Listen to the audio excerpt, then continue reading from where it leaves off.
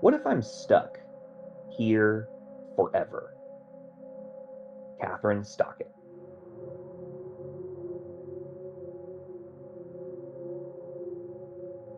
The Dragon Pod from Bending Not Breaking. Book 6. Stars. Chapter 4. The Starscraper.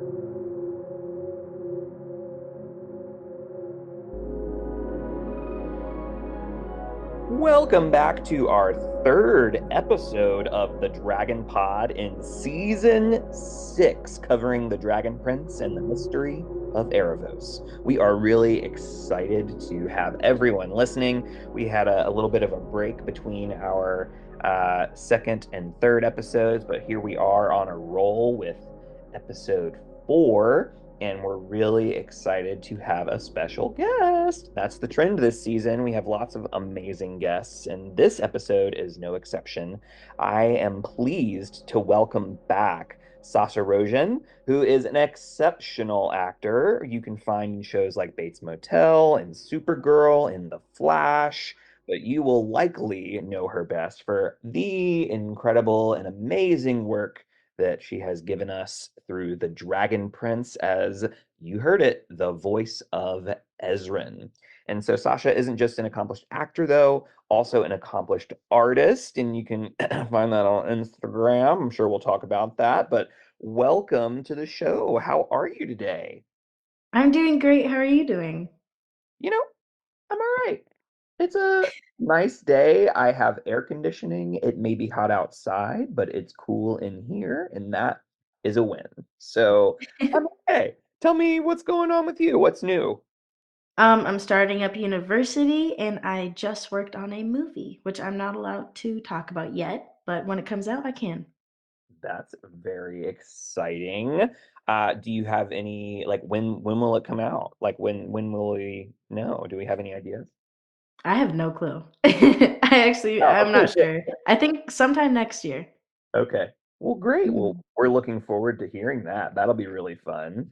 Thank And you. going to university, what's like okay, this is big. Like, what's the most interesting thing or the most exciting thing you're looking forward to when you think about starting uni? I'm excited to start expanding my social circle, getting to know new people, and like meet everyone new in my life. I'm just excited for meeting people. That's it.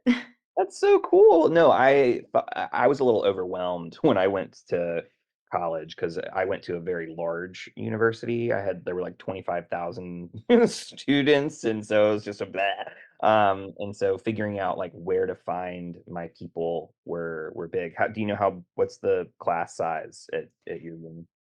I have no clue. I think that they're pretty small. I think that the pods are really small. I'm going to an orientation, and I think that for all the groups, I'm in group 7. I think that for my group, there's like 20 people less. I think Okay. I have no clue. I'm pretty sure there's going to be around 20, so it's not like too small, but it's not too big of a school. I think it should be fine. I hope. I hope so too. Yeah, it sounds Yeah. there at least this little pod situation is going to give you a chance to meet a smaller group all at once. Yeah. Yeah. That'll Exactly. Yeah. be really exciting for you. I hope it goes well. I hope your Thank orientation you. goes well. I hope classes go well. It's meant to be a fun time in addition to being a learning time. So I hope you have Yeah. both of those things. Well, Uh, thank you. are you doing any other cool projects, or are you really just kind of focusing on school once you start? I'm gonna be focusing on art all the time. Well, acting and art, of course. I will never stop acting. I love acting so much. But I wanna focus up on my art a lot more. I wanna start painting more, and I wanna go to galleries and start selling. And Oh, yeah, that's I wanna make prints as well. nice.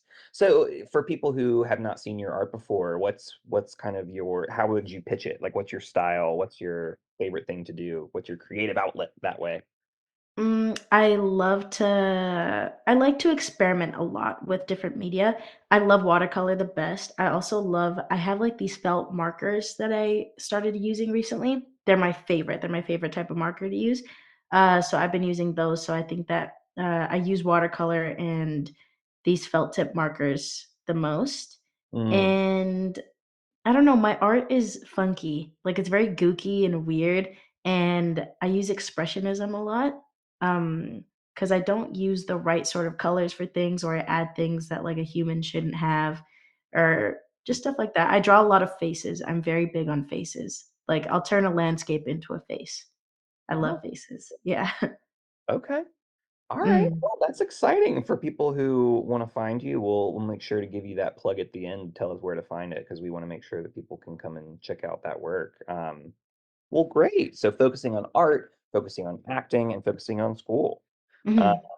really neat. So, one of the things that I kind of learned over the first couple of interviews this season is that like all of the recording for everything that has already been planned is been done. So I'm curious, as season 6 and now season 7 and what we've now learned is coming out in December.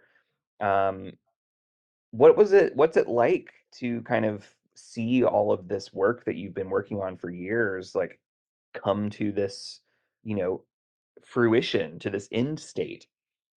It's exciting, but it's also scary because I know that that part of my life is done, like, that chapter is finally closed, I can't really go back to it. I mean, I Mm, can meet up with the actors, that would be me going back, but I can't actually work on the show specifically itself anymore, and that's, like, the scariest part, the fact that, like, it was my childhood and now it's just, like, kinda over. Like, I always took that show as my childhood. I had so much fun working on it, and it's crazy that it's all finished up now. isn't that wild? Yeah, it's so Yeah. interesting. Like, and so you started working on the show. How old were you when you started working on the show? Do you remember? I was around 10 or 11 years old. I would have been in grade 6, so around 11.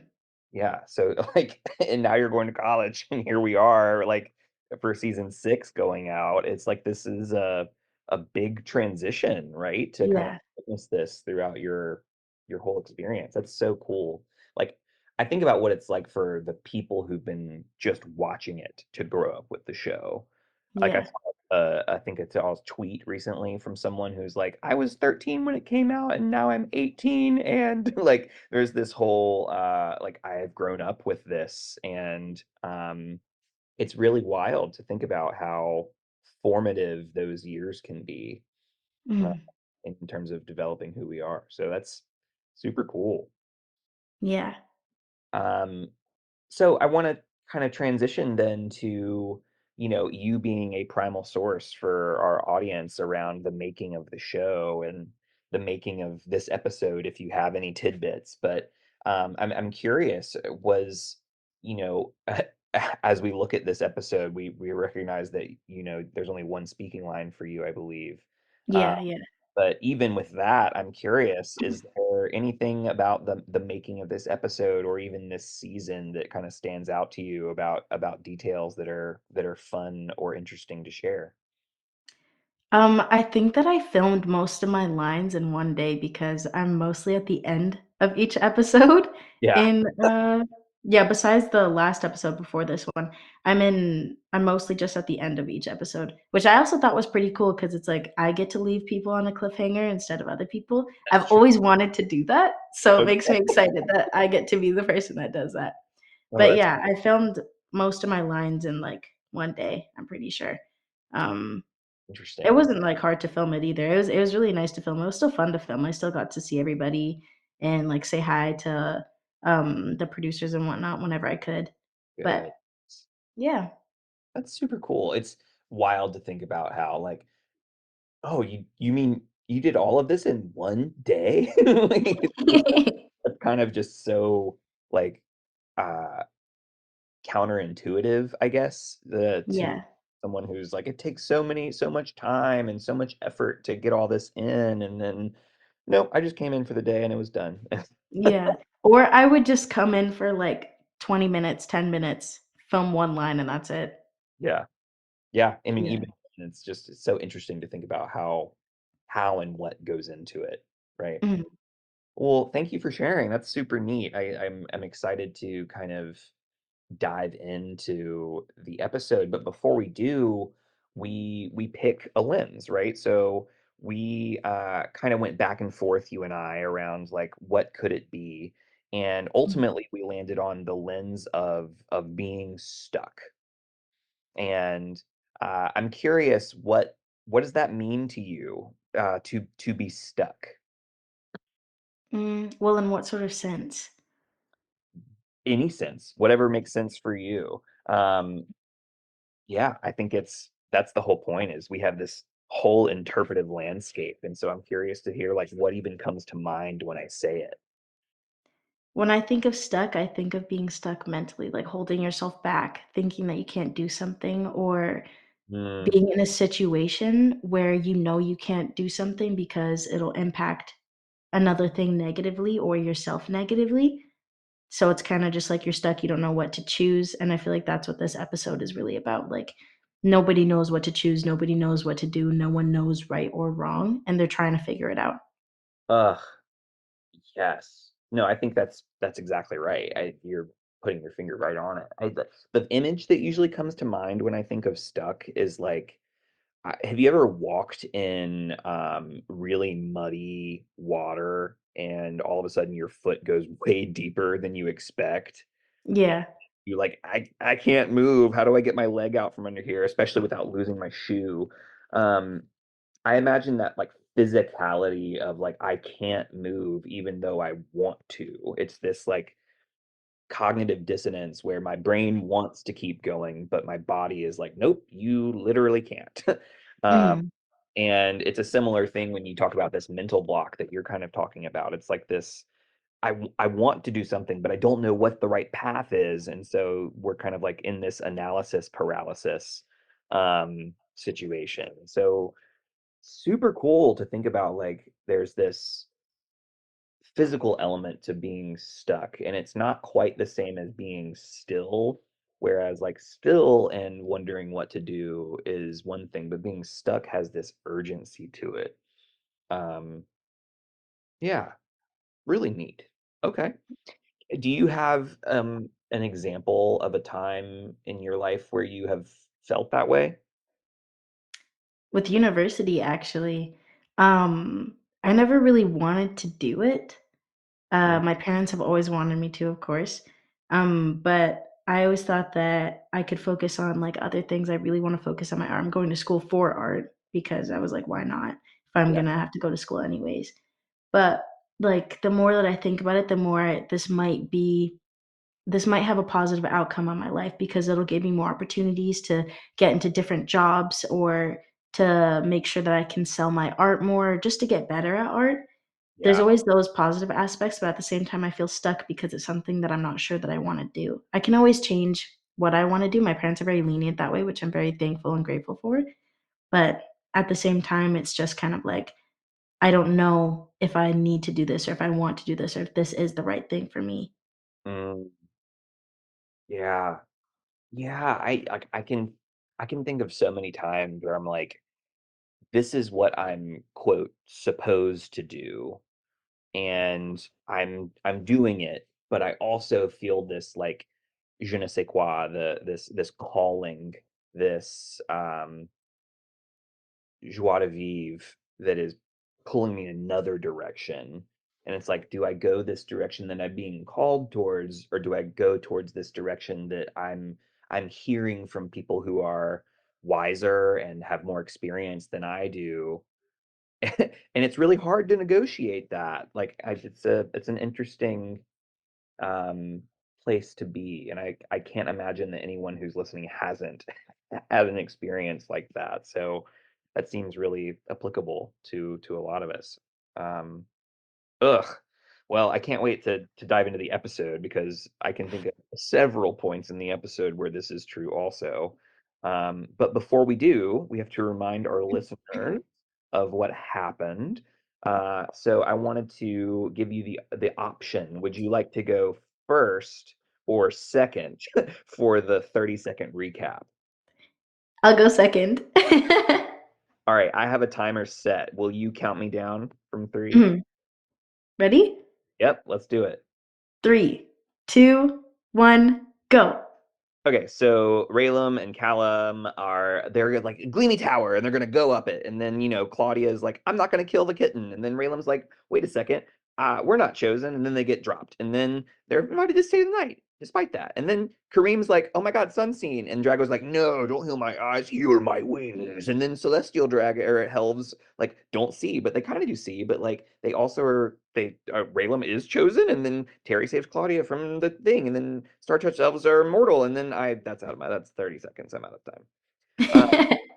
Uh, okay, well I didn't get to everything, but so it goes. That's the nature of the 30-second recap.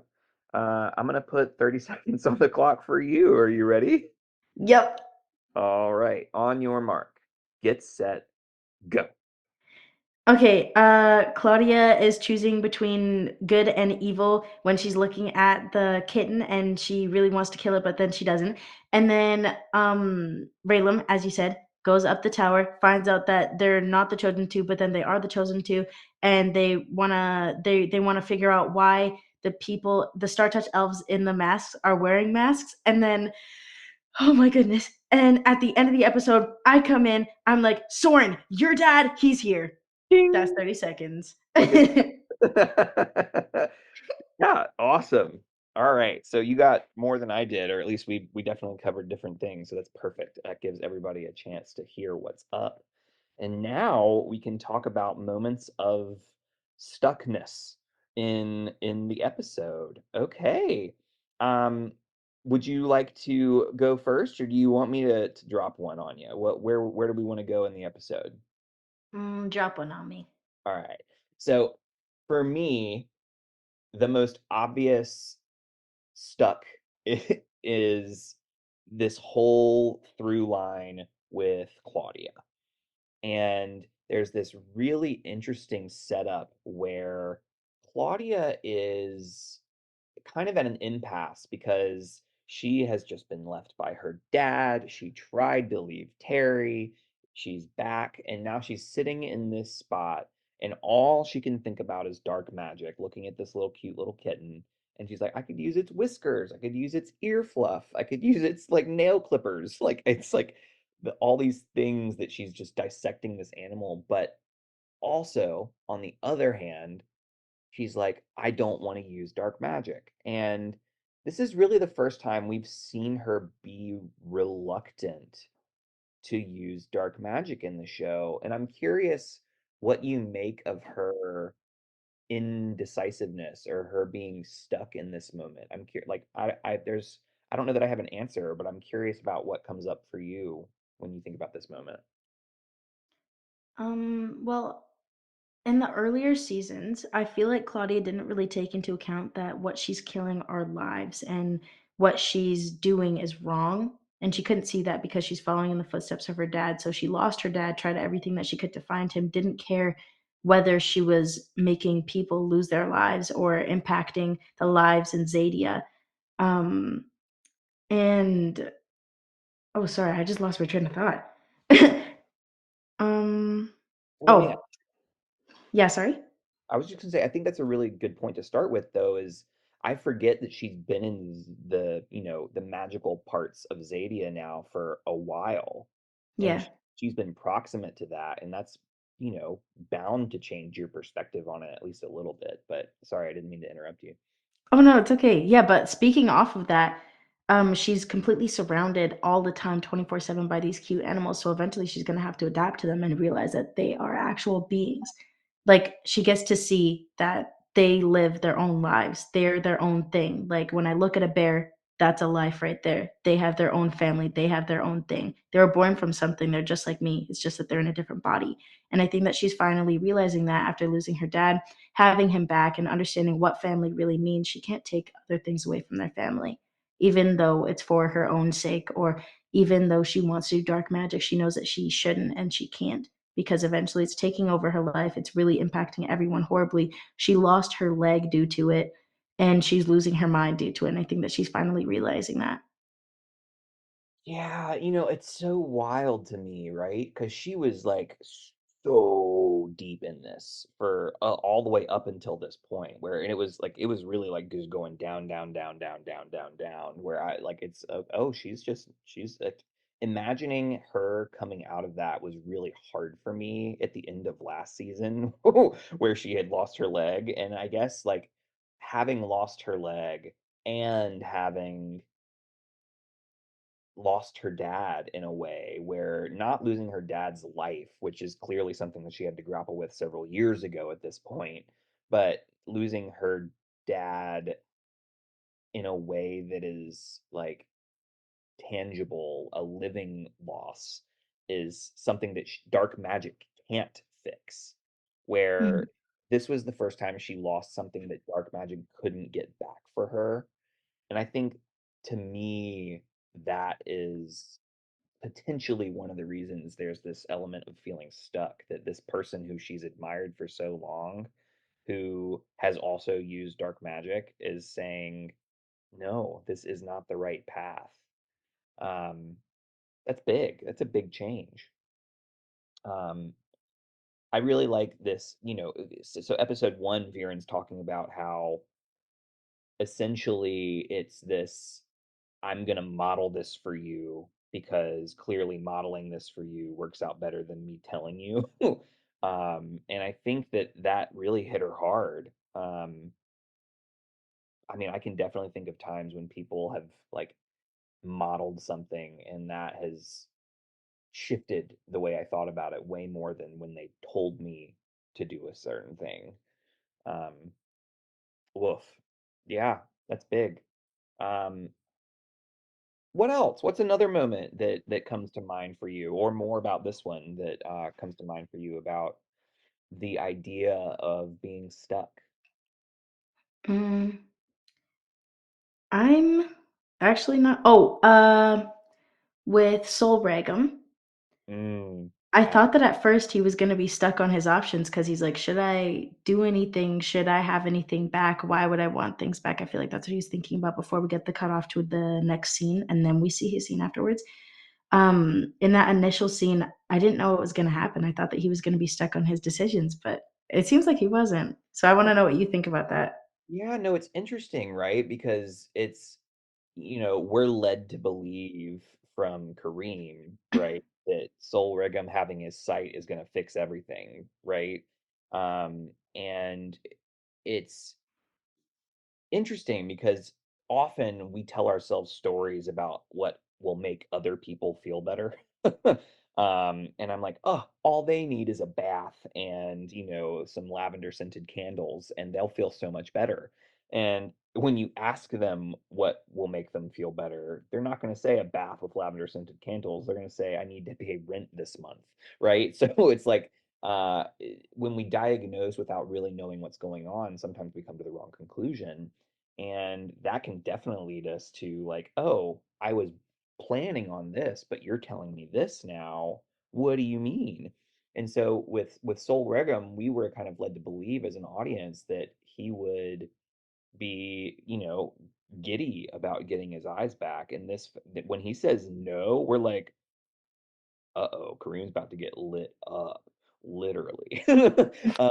And this shift, this change leaves the audience feeling stuck because we're not sure how to complete the story. But then there's also this element of like Sol Regum being literally stuck because he lost a whole huge experience and part of his life. It's like instead of losing his legs and can't walk, he lost his wings and can't fly, right? It's like he lost a whole access to significant um, ability that he had before, and he probably has felt stuck ever since. And when he's finally given the opportunity to get that flight back, listen, if I lost my ability to fly, I would be trying to fly again, right? um, how does that sound? Does that sound like how does that align with what you were thinking? Well, I just have more questions about him as as a being because why would he not want his eyesight back? He could try and go and find someone else to fix his wings, then he could just Mm. have both. I just don't understand. And I don't understand why he would use his wings to do something evil or to do Yeah, what he wants to do. Because at the end of the episode, he does mention he wants to rain terror or whatnot. yeah. Why would he want that? Well, it's interesting the way he phrased it. I think was we'll rain fiery justice upon our enemies. Um, I might be misquoting that, but that's what I think it was. I'm Uh, pretty sure it's that, yeah. and so the idea of it being justice, right, is fascinating to me because, you know, to him, it feels as though like he has been wronged in his mind. Like it is humans' fault who did this to me. And spoiler alert, later in the season, we learned that Aaravos has kind of been, pulling some strings this whole time, and Solregum has been playing into that the whole time. And he just doesn't know that. And so the story he's been telling has been one of I'm going to get revenge on the people who harmed me. But again, the story he had was wrong. um, so yeah, I think for me, your question is very Ezran leaning, right? This idea of like, how could anybody want that kind of revenge? And I think for me, the answer is if the story you've been telling is incomplete and you don't, genuinely believe in the best of people, that people don't want to like harm others, then it's easy to come to a conclusion where revenge is the answer. Um, but I'm not a archdragon and I can't speak for Soul Regum, so I don't know. Um, but yeah, no, I love the question. Like, what else? What else comes to mind? Any other questions around that, or thoughts, or wonderings? I'm not exactly sure. Do you have any? Um, I don't know. Not necessarily about this. The thing that comes to mind as I think about other points of stuckness in the episode is I think it's interesting to think about Rayla and Callum, right? Where there's this immediate sense of stuckness from this elder who is, literally blindfolded, cannot see them, and is taking them on their word and is like, yo, are y'all the chosen two? Having never heard of that before. And they're like, no, I don't think so. But, and he's just like, drop. And there's no hearing them out. There's no questions. There's no, well, maybe they don't know. There's just this assumption. And so what that tells me, I think, is that when we lack curiosity, it seems like that's gonna help us stay stuck.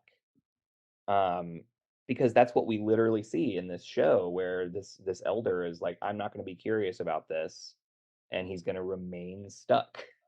Um, does that seem right to you? Have you what are your thoughts on that? It's kind of like he doesn't want to get helped in a way. That's It's what kinda I like feel. he wants yeah, he wants to stay stuck because maybe that's what he's been that way for so long, maybe since he didn't obtain, like how they were saying if, like, a Star Touch elf, removes their blindfold, they can let the light in and see everything. They can Mhm. see more than anything else, and some people get touched by the stars. I think that maybe since he didn't get touched by the stars, maybe he doesn't want other people to have that opportunity. He wants to stay stuck in what he's comfortable with. Maybe he's scared to open up his eyes again, let the light in. Oh, that's big. That reminds me of the quote, where it's our deepest fear is not that we are inadequate, it's that we're powerful beyond measure. And that's the beginning of the quote from Marianne Williamson. But the idea of like it's more the devil you know versus the devil you don't. Like I know what it's like to stay like this, and it's comfortable, and we've been managing versus what would happen if that were to change. I didn't think about that. I didn't consider that as an option. Um, but I think that maybe that's why Cosmo and Astrid are the ones that come after Rayla and Callum is they're not interested in being stuck. They want to move forward and kind of invite the possibility of change. Um, maybe that's that puts a different perspective on it that I wasn't considering before. Yeah, because then also Astrid and Cosmo, when they're touching Rayla and Callum at first, they're like, 5 fingers? 4 Yeah. fingers? Elf ears? Yeah. And, like, they could totally just be making that up. They just want to be able to see the sky for one time. They wanna be able to see something. They wanna be able to do something. Yeah, I mean, even then, like the idea of a whole group of people choosing to not use a gift that they've been given, right, in order to potentially receive a greater gift later on.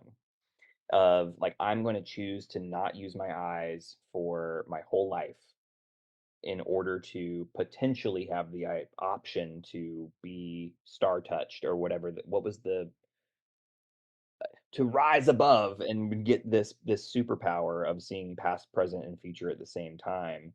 Um, is a really interesting like tradition, and it reminds me of deaf communities who there have been several times in the deaf community who um, have chosen not to get hearing aids for Mhm. their children or for themselves because that's the way of life that they've chosen and they want to continue to live that way.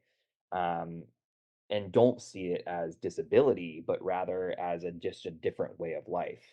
And I could Mhm. easily see someone like you or me who has the capacity to see to be like, bruh, take off the blindfold, use your vision. What are you doing Yeah. in life? Right?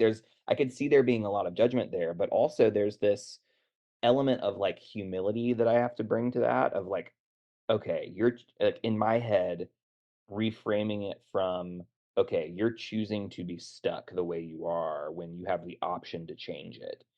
Instead, being like, they're choosing this way of life. It's not that they're stuck, it's that they've chosen a path that I don't understand.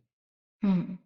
Um, which is hard, I think, for me sometimes to do, to like let other people make choices that I wouldn't make, as if I Yeah. have the power to like change their vote or like one of those things. But it's just an interesting thing to think about. Have you come across things like that, or does that make sense, or does that line up with things that you've experienced? Yeah, with my art specifically, a lot of this is about art. Um, with my art, a member of my family, and I won't name names or anything, but a member of my family isn't very enthusiastic about me wanting to be one with the arts or me being an actor. I would say I've been pretty successful in being an actor, and I'm very happy and I'm very glad about that. But they are not the most behind it because it's not practical. It's not a practical job. It's not what they would do. It's not what they would want to do either. And I definitely do not follow in their footsteps at all whatsoever. They're very like business person, all business, no fun, no games. They work like constantly 24/7. Um, but yeah, since I want to have all the free time I can, I want to be free, I want to be whimsical, do whatever. I wanna be Mm, magical, you know? yeah. Um, I wanna be able to do art, showcase my art, be an actor, showcase my acting, and just be me, but my way of life isn't their way, and I think that only just recently they're starting to figure that out. Mm. Yeah, it's this like, let me go my own path, even though it's not the path you would have chosen for me. Yeah. And it's hard because sometimes we feel stuck because we feel like someone's holding us back.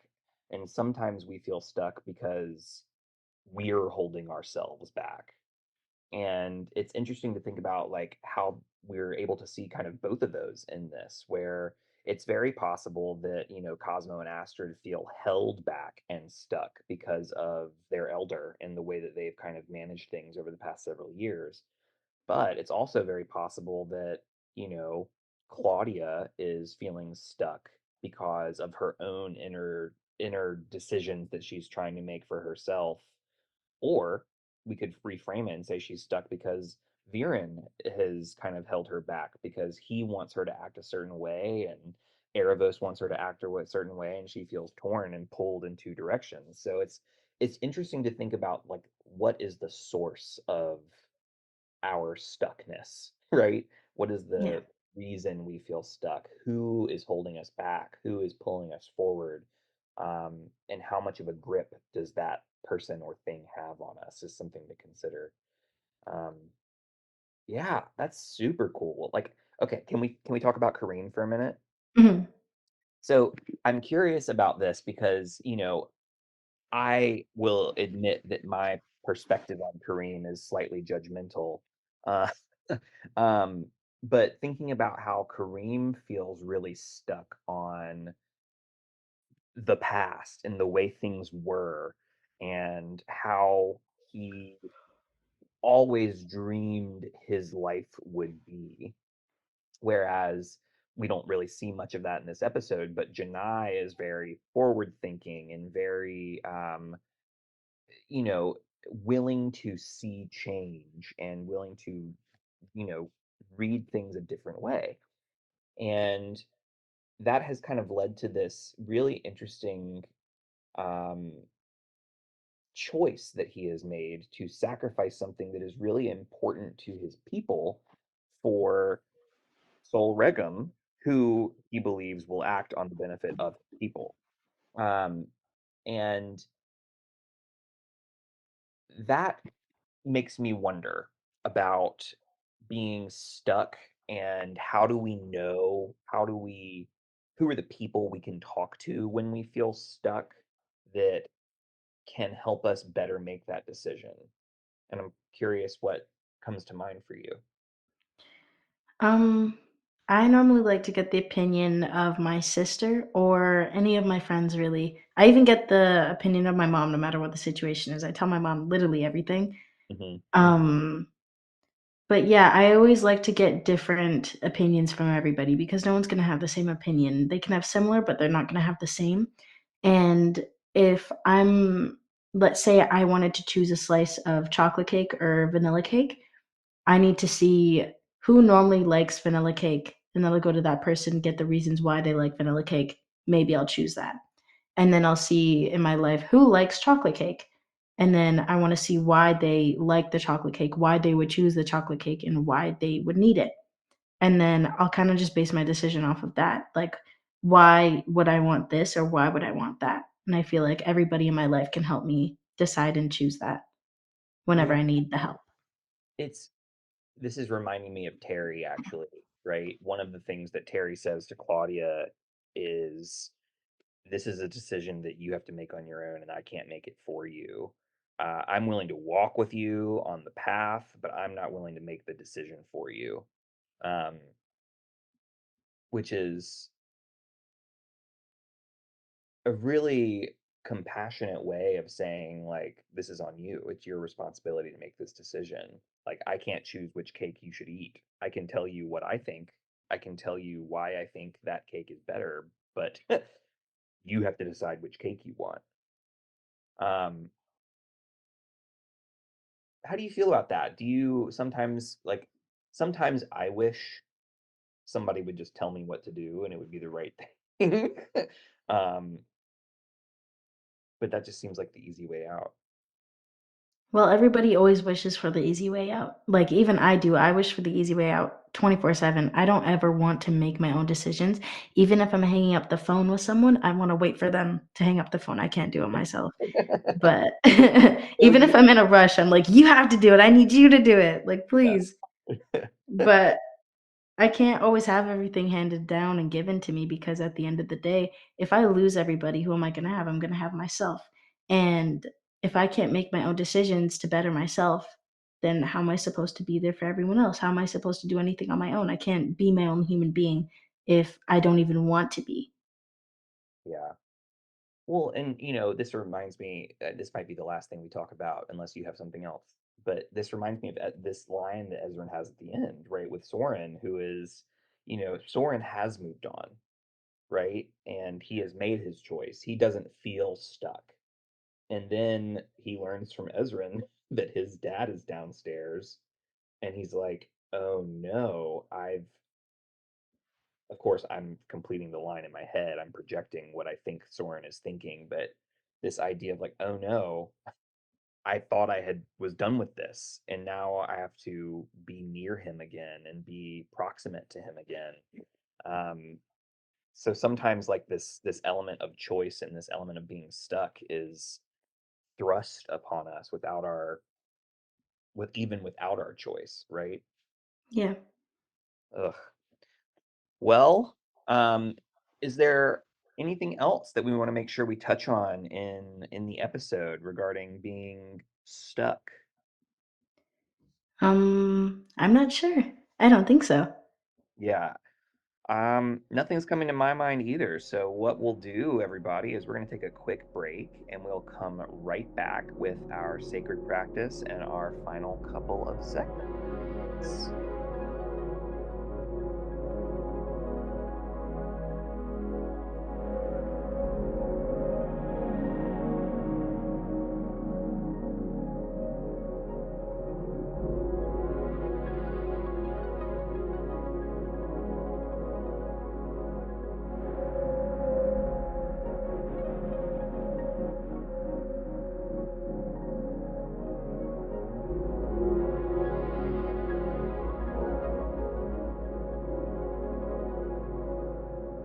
Welcome back. We have a couple more segments for you. Thank you for listening to Dragon Pod. We're excited to have you, and we're excited to dive into a new sacred practice. For the past couple of episodes, we have been doing Pardes, which you can learn about by listening to those episodes. But now we're shifting to something we've done before, but new to this season, and that is Lectio Divina. And for those of you who remember, that's awesome, but I'm going to remind us anyway. Essentially, this translates to divine reading from Latin. The original practice stems from a Christian prayer practice, and it involves reading a scripture in a very meditative way, in a very prayerful way. And it's intended to help people develop a closer relationship with what they kind of perceive to be the divine by listening to scripture with heart and engaging with the whole self. And so for the podcast, our adaptation of this is that we are using a line from the Dragon Prince, this episode in particular, to help us learn from the show and from one another in the same kind of spirit of learning and treating this show as a sacred practice and as a sacred text. And so I did the same thing that I did with Pardes, and I pin dropped my Netflix needle on a random part of the show, and I landed on this line. Then I'll know what to do. And so there are four steps in Lectio Divina, and Sasha, you're gonna kind of walk through this with me rather. And the first step is really easy, and so it is asking what is literally happening, who is saying the line, what is going on. And since I have it pulled up, I'll go ahead and share this one before we dive in. So this is Claudia, who in the kind of the middle of the show is speaking to Terry. She has kind of just been saved by Terry with this lavender scented goodness, and she's saying, "I need to see my dad. Once I see my dad, I will have the insight I need from that meeting, and that will help me know what to do next." Um, did I miss anything? Does that sound right? Yeah, that sounds about right. Cool. So that's step one. We did it. And so the way that they kind of envision this is that the Lectio Divina is like a ladder, and we're climbing down into the text. And so we've taken one step down, and now we're going to take another. And the next step is the allegorical meaning. And so for our listeners, the allegorical meaning is, what does this line remind you of in other parts of the Dragon Prince, in other TV shows, other books, other media, other stories? And so I'm going to read it for you, Sasha, and then I'm going to invite you to like whatever comes to mind, even if it's like, I don't know why I thought of this, but here's the line for us. Then I'll know what to do. The first thing it makes me think of is Adventure Time. Finn and Jake Finn always looks to Jake for everything because Jake has all the insight. I think I mentioned this on the last podcast too. I love Adventure Time. It's my favorite show, if you can tell. No offense, guys, Oh, yeah. but Finn always looks to Jake for all the insight for literally everything. He could be choosing what color carrot he wants. If he wants a purple one or orange one, he's gonna ask Jake which one's better because Jake always seems to know everything. He always gives insight. He's very, very wise because he's also older than Finn and he's Finn's older brother. Mm, Although he may not act like it all the time in the show, he's more so like the kid, and Finn is always saving lives. He's always the one that's not really goofing around all the time. In the end, Jake really is the older brother, and he really proves to be with Finn always asking him, "What should I do in this moment? I need to know how I should go about this and whatnot." He yeah. really does look up to Jake, and I feel like that's like the same thing with Claudia looking to her dad. That's someone that she can rely on, something that she can rely on, and something that she needs. But she Yeah. doesn't actually need it. She just thinks that she does. Yeah, I totally agree with you. It also, like, as you were talking, I was reminded of The Lion King. And Yeah. so Simba is, going through his experience of being an outcast and is like, Nala comes along is like, bruh, we need you. And he's like, no, no, no, no, I can't. And it's not that he says this line, but there's this feeling of as soon as he sees Mufasa and Mufasa in the stars is like, you know, you're my boy, Blue. And Simba's like, oh, I know what to do. And so there is this element of like once we receive this omen, this cue, this sign that all of a sudden we'll have more clarity and insight, um, which is interesting. Like looking for that feels like a sense of safety. Like will you tell me what to do? I don't want to mess up. So I want you to kind of give me that safety of like what I should do. Um, yeah, that kind of reminds me also of like Frodo and Sam, Yeah. like being going back and forth and talking to one another. Um, any other things that come to mind from this? I don't think so. Yeah. So cool. That's kind of given us a little bit more context into the kind of the feeling that this line is giving us.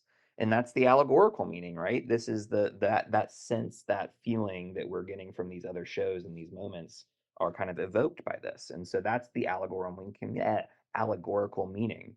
And so now we're going to climb down the ladder a little bit further and ask the question of what about the personal meaning? And so the idea for this step is what does this remind us of in our own lives? When have we experienced or heard something like this? And so I'll read it once more.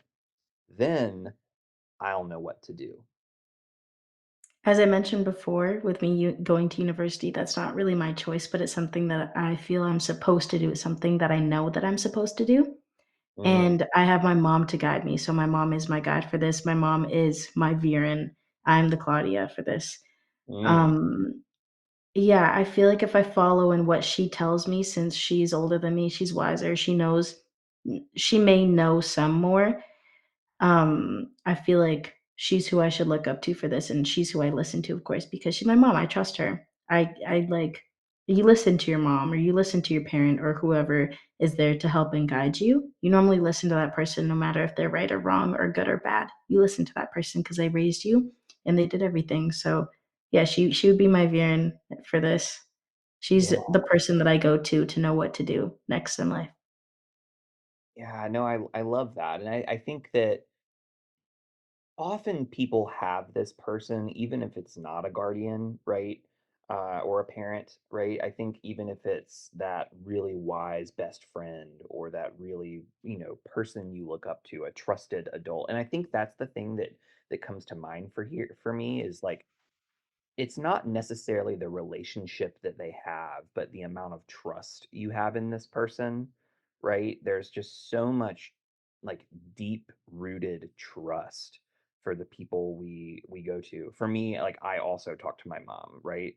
Anytime I have a big decision, even if like my mom has totally come back with like the wrong answer, but I still go to her for her wisdom and her feedback, even if I think I might disagree. because I still want to know what she might say because there is this deep rooted sense of I know that even if she says and comes to a different conclusion than me, that I trust that she wants what's best for me.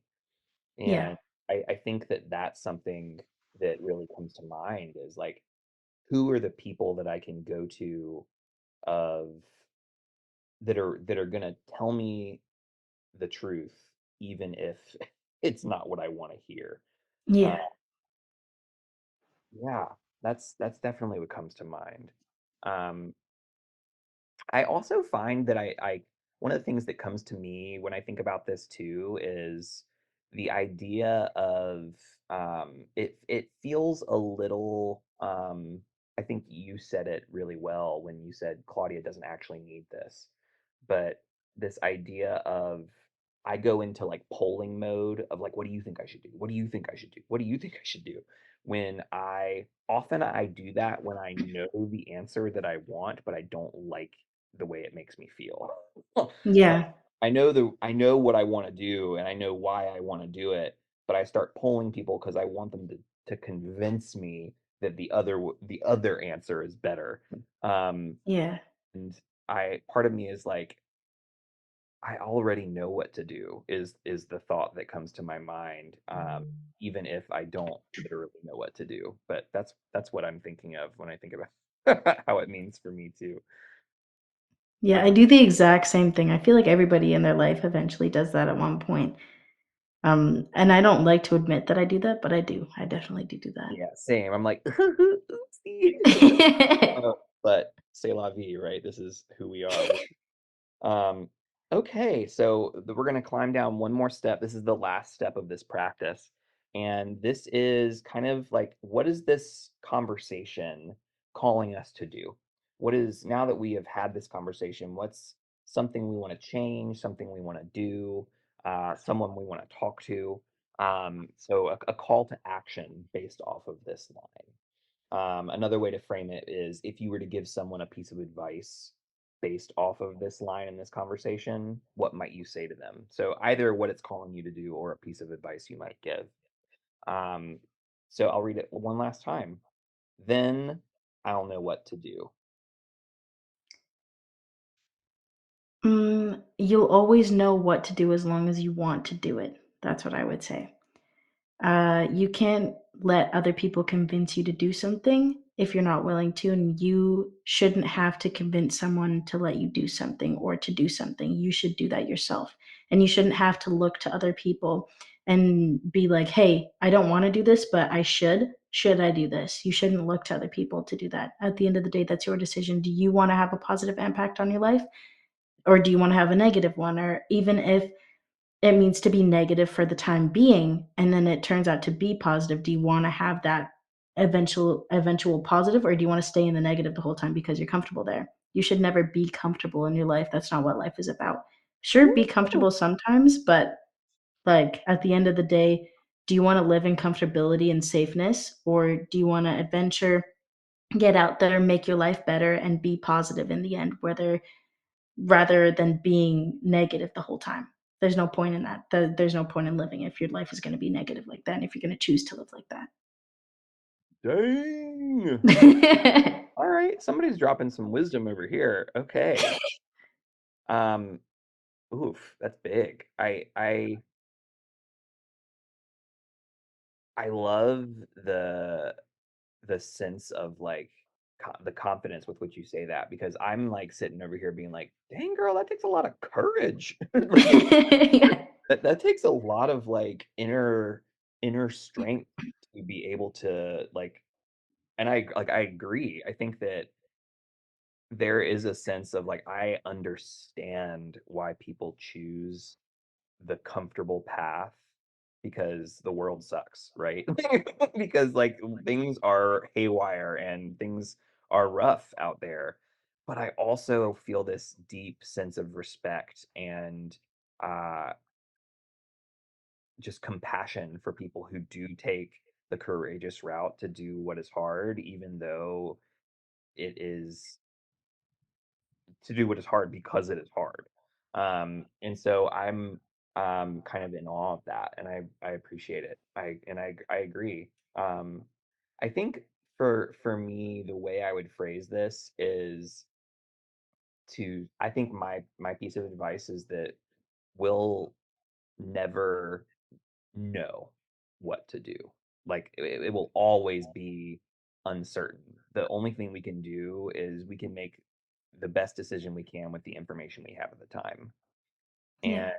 And um, I love the idea of sometimes you have to get more information to make a good decision, but also we're human and we're gonna make bad choices in our lives, and it's better to have that courage that you're talking about than it is to s- be stuck in it and not Yeah. make a decision, right? It's better to make a decision and fail than it is to stay safe in the harbor without having risked the journey. Um, I think that would be my moral of this line is what I'm is Yeah. comes to my mind. Um, wow, what a cool thing we just did, right? That we did it. We climbed into this line deeply, and this has kind of given us a little bit more insight. And now I'm hearing that I need to be a little bit more courageous with my life, which is uncomfortable, but good at the same time. Um, okay, that kind of brings us near the end of our show. We like to end our show with gratitude. Who is a character from this episode that you're grateful for and why? I'm grateful for Terry because he made me realize that I need to be more courageous in my life, and he made me realize that at the end of the day, every decision is my own decision, and if he's able to help Claudia and change Claudia for the better and help her help herself, then he's a person I'm thankful for. Yeah, no, that's so big. I think that's the reason I'm thankful for Claudia, not because I think she's making good choices, but Yeah. because I think that she is such a powerful mirror for myself, where Yeah. she is definitely showing me parts of about me that I'm interested in working on, and I appreciate seeing what it's like for someone on screen to work through things that I have worked through in my own life, and albeit it's not necessarily dark magic, but it is uh, similar, and so I really appreciate for Claudia for that reason. Um, it's good. This is good. Okay. Well, thank you so much for joining me for this episode. This has been a lot of fun. I want to give you a chance to plug anything that you want to plug or share. If people want to contact you, how would you want them to do that? Oh, they can contact me through my email. That's Sasha Z Rojen at gmail.com. Or you can go to my Instagram and that's Sasha Zoe Rojen. Or you can go to my art account. That's Sasha Zoe's Art. Sasha Zoe's art for all of those face arts. Yeah. Um, other stuff that's going to come because that sounds like what you're studying. So that's really fun. Yes. Um, amazing. Yeah, go check it out. I'm sure we'll see future galleries and invitations to come and see your work, and I can't wait to see it. So thank you for sharing that for everybody. For everybody else, if you're interested in hearing more content like this, you can join our Patreon. There's lots of cool stuff there. We still do monthly live episodes covering Avatar: The Last Airbender. We're in season 3, coming down to the wire there. And we hope you'll join us there and support the show. And we are thankful for all of our listeners for being a part of it. And so, Sasha, thank you so much one more time. This has been another episode of the Dragon Pod. Thank you for joining, and I look forward to next time. Thank you very much.